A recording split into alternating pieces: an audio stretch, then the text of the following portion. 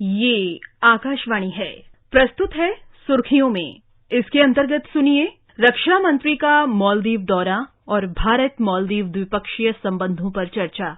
इसमें भाग ले रहे हैं पूर्व राजनयिक अनिल वाधवा और आकाशवाणी संवाददाता विभूति मिश्र। रक्षा मंत्रालय ने एक बयान में कहा कि रक्षा मंत्री की यात्रा दोनों देशों के बीच दोस्ती के मजबूत बंधन के निर्माण में एक महत्वपूर्ण मील का पत्थर होगी। आप रक्षा मंत्री की इस महत्वपूर्ण मालदीव यात्रा को किस रूप में देखते हैं? देखिए, भारत और मालदीव के बीच में बहुत घनिष्ठ संबंध है और इस यात्रा के दौरान राजनाथ सिंह जी वहां पर न केवल अपनी तरफ से एक तेज गति वाला गश्ती पोत और एक लैंडिंग क्राफ्ट भारत की तरफ से भेंट में देंगे, लेकिन उसके अलावा अपनी 3 दिवसीय यात्रा के दौरान वे मालदीव के राष्ट्रपति इब्राहिम मोहम्मद सालेह से भी मुलाकात करेंगे और साथ ही साथ उनका द्वीप राष्ट्र के विदेश मंत्री अब्दुल्ला शाहिद और अपने समकक्ष मारिया दीदी के साथ भी बातचीत करने का कार्यक्रम है। क्योंकि मालदीव एक मित्र देश है और इस क्षेत्र में भागीदारों की क्षमता निर्माण के हेतु भारत की प्रतिबद्धता जताने के लिए यह यात्रा बहुत ही अहम है। मालदीव में विभिन्न भारत सहायता प्राप्त परियोजना के कार्यान्वयन का भी वे जायजा ले रहे हैं और साथ ही में वहां पर प्रवासी भारतीय भी हैं, भारतीय मूल के लोग भी हैं, उनसे भी बातचीत होगी और भारत राष्ट्रद्वीप पर परियोजना के पीछे अपने इरादों के बारे में मालदीव के लोगों को प्रभावी ढंग से आश्वस्त कर सकता है। ये जो यात्रा जो है मालदीव की घरेलू राजनीतिक स्थिति को बदल सकता है और मालदीव के साथ भारत के वर्तमान संबंधों में जो आजकल बहुत ही प्रबल हैं उनको आगे बढ़ा सकता है। और फिर वहां पर जो रक्षा और विदेश मंत्री हैं उनके साथ यात्रा के दौरान दोनों देशों के बीच रक्षा संबंधों के सभी पहलुओं पर समीक्षा की जाएगी। तो ये इसीलिए इस यात्रा को बहुत बारीकी से देखा जा रहा है। भारतवर्ष में ही नहीं बल्कि पूरे रीजन में कई देश इसको बहुत गहराई से देख रहे हैं। ये मालदीव भारत की नेबरहुड फर्स्ट नीति के सबसे बड़े लाभार्थियों में से एक है। पिछले साल पीएम मोदी और सोलिह ने भारत द्वारा वित्त पोषित ग्रेटर मेल कनेक्टिविटी प्रोजेक्ट यानी GMCP की शुरुआत की, जो मालदीव में सबसे बड़ी बुनियादी ढांचा पहल है। तो कैसे ये निवेश मालदीव के विश्वास को फिर से हासिल करने में मदद कर रहा है, क्योंकि पहले मालदीव का पूर्व शासन कुछ समय के लिए चीन समर्थन में झुका हुआ दिखा था। जी, हाल ही के वर्षों में चीन ने मालदीव में सामरिक दखल किया है और उसमें काफी वृद्धि देखने को मिली है। जो अभी मालदीव में जो सरकार है वो भारत के पक्ष में है।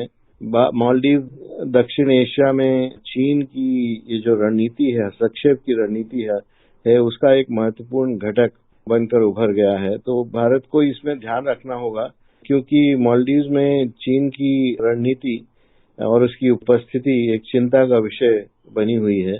वो इसलिए है क्योंकि मालदीव में पाकिस्तान जैसे देशों का भी हस्तक्षेप है और इस्लाम को लेकर, इस्लामिक स्टेट को लेकर पाकिस्तान का समर्थक उन लोगों को मिल रहा है।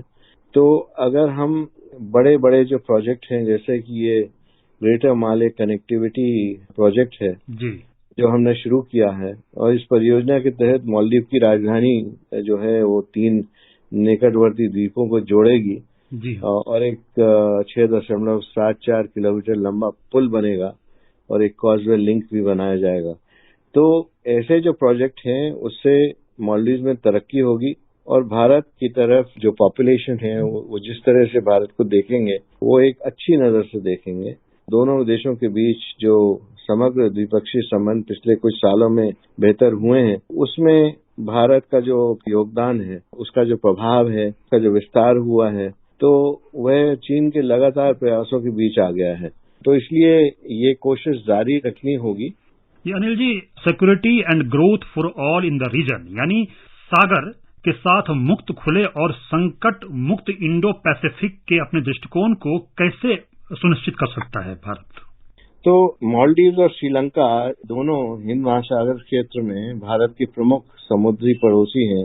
जो प्रधानमंत्री के सागर जो पॉलिसी है जो नेबरहुड फर्स्ट पॉलिसी है उसके दृष्टिकोण में विशेष स्थान रखते हैं, क्योंकि अगर श्रीलंका और मालदीव्स में कोई अस्थिरता होती है तो भारत को इसका डायरेक्ट इम्पैक्ट पड़ता है।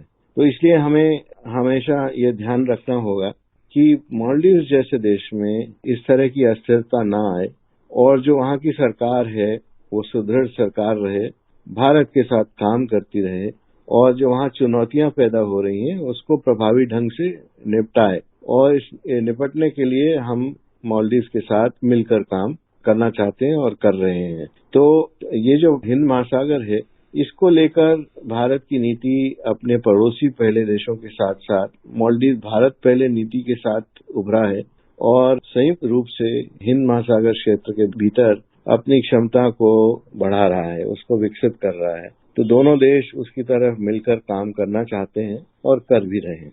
जैसा कि आपने अभी चर्चा भी की थी कि राजनाथ सिंह मालदीव के राष्ट्रीय रक्षा बलों को एक फास्ट पेट्रोल वेसल शिप और एक लैंडिंग क्राफ्ट उपहार में देंगे, तो राजनयिक संबंधों में इन इशारों का क्या अर्थ है? आप इसे किस रूप में देखते हैं? भारत मालदीव की सुरक्षा के लिए हमेशा से उसका समर्थक रहा है और ये जो तेज गति वाला गश्ती पोत और एक लैंडिंग क्राफ्ट भारत की तरफ से भेंट में दिया जा रहा है, ये पहली बार नहीं है कि भारत ने ये सब किया है, क्योंकि पहले भी हमने देखा है कि सुरक्षा के लिए, मालदीव की सुरक्षा के लिए, उसकी समुद्री सीमाओं में क्षेत्रीय सुरक्षा सुनिश्चित करने के लिए भारत ही एक ऐसा देश है जो मालदीव की तरफ उसकी सुरक्षा में एक महत्वपूर्ण भूमिका निभा सकता है। और अगर हम मालदीव की सुरक्षा को सुदृढ़ करते हैं तो बाहर से जो इन्फ्लुएंसेस आ रहे हैं जो अस्थिरता ला सकते हैं, जैसे मालदीव की समुद्री सुरक्षा है और फिर उसके साथ साथ आतंकवाद है, कट्टरवाद है, समुद्री डकैती है, तस्करी है और जो संगठित अपराध और प्राकृतिक आपदाएं आती हैं, इनके सहित जो साझा चुनौतियां हैं उनको प्रभावी ढंग से निपटाने के लिए भारत मालदीव के साथ मिलकर काम कर सकता है। तो हमें लगातार इस क्षेत्र में भी मालदीव के साथ काम करना होगा। भारत हमेशा मालदीव का एक सच्चा मित्र रहा है, उसकी सहायता करता रहा है, लेकिन चीन जो है वो लगातार मालदीव के लोगों को भी वो ये भी एहसास कराता है कि वो भी उसका हितैषी है, जबकि उसका व्यवहार साम्राज्यवादी देश की तरह दिखता है और कर्ज नीति में उससे ट्रैप करने की कोशिश वाला काम वो लगातार कर रहा है। मालदीव कर्ज चुकाते चुकाते परेशान है। तो क्या रक्षा मंत्री की जो ये यात्रा है वो भारत के प्रति इस दोस्ती को और कितनी मजबूती देगी? देखिए, आपने सही कहा कि जो चीन की जो पॉलिसीज हैं मालदीव्स में, वो उसको एक डेट ट्रैप में लपेटने की कोशिश उन्होंने किया है पहले भी, और अभी भी हम देख रहे हैं कि मालदीव्स चीन के डेट में फंसा हुआ है। और भारत ही एक ऐसा देश है जिसने मालदीव्स को कर्ज दिया और उसको उस डेट से उभारा है। भारत की जो पॉलिसीज हैं और जो प्रोजेक्ट्स हैं उसमें भारत की सहायता, जैसे कि एक ड्रग रिहैबिलिटेशन सेंटर भारत ने निर्माण किया है, उसके साथ में ये जो स्वास्थ्य, शिक्षा, मत्स्य पालन, पर्यटन, खेल और संस्कृति जैसे क्षेत्रों में भारत ने कई सारी योजनाएं कार्यान्वित की हैं। और जो सामुदायिक विकास परियोजनाएं हैं वो डायरेक्टली मालदीव्स के लोगों को प्रभावित करती हैं। उसके अलावा जो आर्थिक सहयोग मैंने बताया वो भी भारत ने दिया है।